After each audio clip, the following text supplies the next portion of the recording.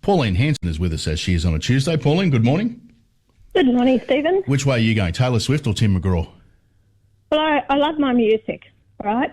So anyway, I heard all this about Taylor Swift, so I thought, oh no, I'll have a look at it and see if I put her on my library. Yeah. I was bored with music, absolutely bored. I thought it's all so monotonous, and I thought, no, I can't stand this. So I don't know what the big hoo-ha about her. Give me people like Gene Pitney, Neil Diamond, even Neil Sedaka, Johnny Mathis, okay? So that's my pick. Right. I picked McGraw on that one. We'll take that as a Tim McGraw vote. Pauline, I want to talk about something important. This right to disconnect law that's going through as part of this IR package. This is just heavy-handed rubbish. I mean, common sense should be able to handle this kind of thing. It should be.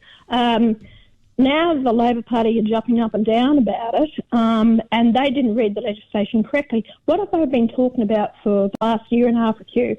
I've told you this government is incompetent. They can't answer the questions on the floor of Parliament when I get the opportunity to question them, that they don't know what's in the legislation. They've passed this, and so did David Pocock, and so did Lydia Thorpe, and the Greens put up this legislation. They've passed this.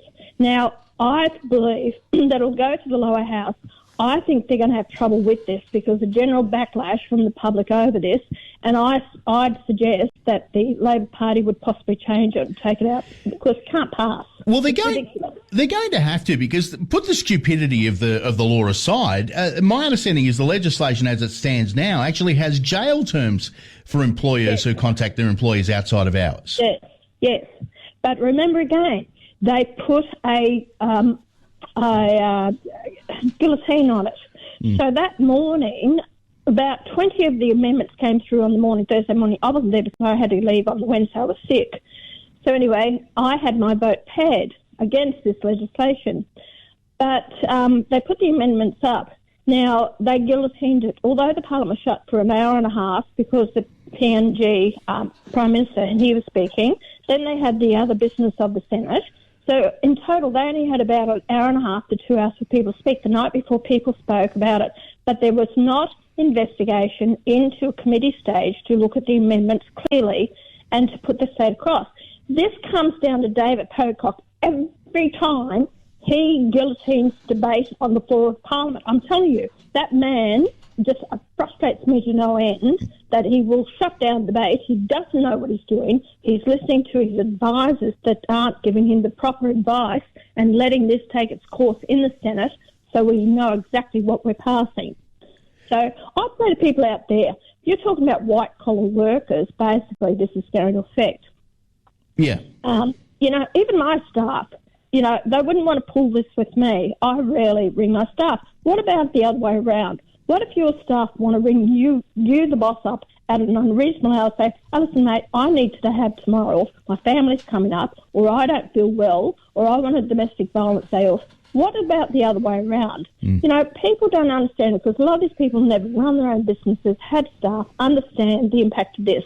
What if a member of your staff has made a real stuff up in your business, did the wrong order or didn't order the goods? Does this mean that the boss can't ring them to find out what's going on, to be prepared for it? I think it's ridiculous. Yeah, okay. It's interesting. I just had a call from Lee in Warramanga. She says, what about Comcar? They'd be calling you at all hours of the day if you're a Comcar driver, wouldn't they? Well, they do. Your Comcar, you actually have to put your order in, book for it. But she's right. She's right. We actually do. So politicians are treated totally different to other people. How is Albanese going to be when he has something that's drastic happened in his parliament with his staff and all the rest of it, with his ministers? Does it mean he can't ring his advisors to do anything? It's ridiculous. It can't work like that. It's one-sided. Well, look, I made the comment that some of the media advisors in this current government are almost impossible to get a hold of during work hours, let alone after hours. So it's going to make all sorts of things difficult. Now, last week, or the first week of sitting for the year, we saw the farmers protesting against reckless renewables. A fairly big turnout, and I guess a bit of a turning of the tide of farmers saying they've had enough of this, particularly renewable projects cutting up prime agricultural land, but also destroying the very environment that they're supposed to be saving. That's exactly right. And I'll tell you, Stephen, there's another bill coming up, and it's to do with multinationals paying their fair share of tax. And I've always been on about that, and I have stated that clearly for years and years and years. But part of this bill is getting around to the plantation owners. Now, plantation investment is over a period of time of 20, 30 years, so therefore they must put the money into plantation for a long period of time. So now they're going to start attacking that. Now, people in plantation investment don't get the money till the very end when the trees are harvested. Now they're attacking that, which means that we will lose plantation forestry in Australia. Now, we actually import about 25% of our material at the moment, timber. If we get rid of this, it's going to escalate to about 50%. This is why I will be looking at it and putting an amendment to take forestry plantation out of this bill. But another thing they haven't looked at, I think it's just where the whole lot's going is ridiculous, and there's nothing to. The farmers that turned up, I was talking to a teacher, I went to Roma over the weekend. She said, you know that we're talking to school kids, they don't realise. She said, have you actually tasted milk from a cow? And they said, oh, no, you can't do that. Okay, it has to come from the shops. So the kids don't understand farming, and they said it has to go through a process before you can actually drink it. You can't drink it straight from a cow.